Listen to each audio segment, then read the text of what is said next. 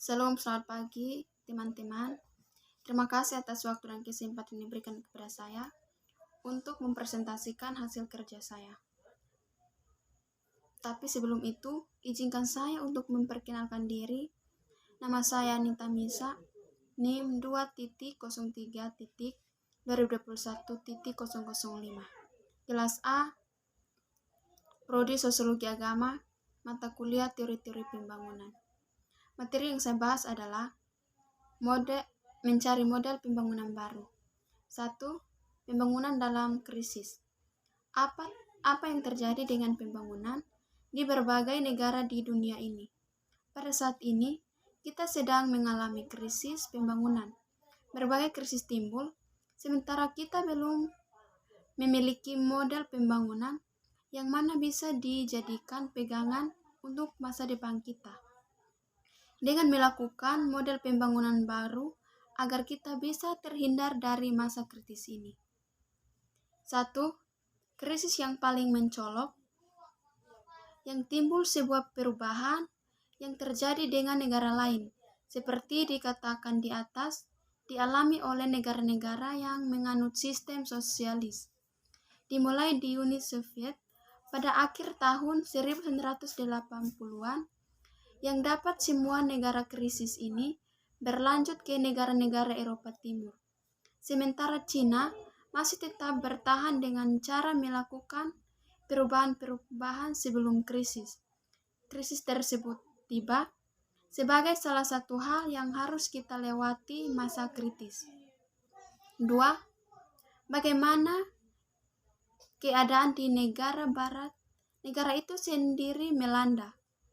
Negara yang menganut sistem kapitalis yang sudah diperlunak melalui sistem welfare state yang dikatakan sekarang sedang berjaya. Meskipun negara-negara sosialis separa namun merupakan penegasan dari negara barat sendiri. Seperti yang dikatakan oleh Hednet, persoalan utama di negara ini adalah pengangguran meskipun pertumbuhan ekonomi tinggi pada waktu yang cukup tinggi. Rifki menggambarkan persoalan yang sedang melanda salah satu negara yang paling maju di dunia, Amerika Serikat. Di negara ini, persoalan maju adalah 1. Membengkaknya kemiskinan di kota. 2. Meningkatnya pemakaian narkotik. 3. Meningkatnya jumlah kejahatan. 4.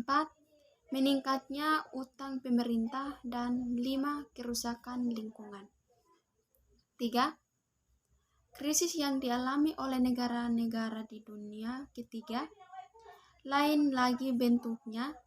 Di krisis kawasan ini bersifat multi kompleks dan juga bukan saja masalah kesenjangan sosial dan budaya masing-masing di dunia ketiga, beberapa dengan kapitalisme di dunia ketiga.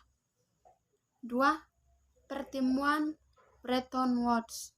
Sekitar 50 tahun yang lalu, ketika dunia ini sedang mengalami krisis yang mendalam sebagai akibat dari terjadinya Perang Dunia, usaha serius untuk mencari modal pembangunan yang bisa membawa kita keluar dari krisis ini juga pernah melakukan pada bulan Juli 1944 dari 44 negara berkumpul di sebuah kota kecil bernama Bretton Woods di Amerika Serikat. 3. Politik biosfer. Pikiran-pikiran yang dikemukakan sebagai manusia harus memiliki pengetahuan tentang pembangunan sebagai jawaban alternatif, mungkin masih abrional,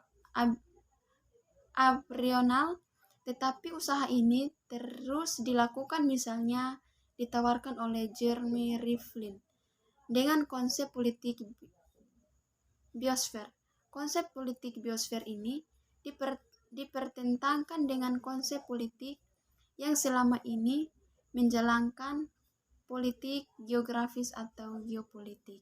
Terima kasih.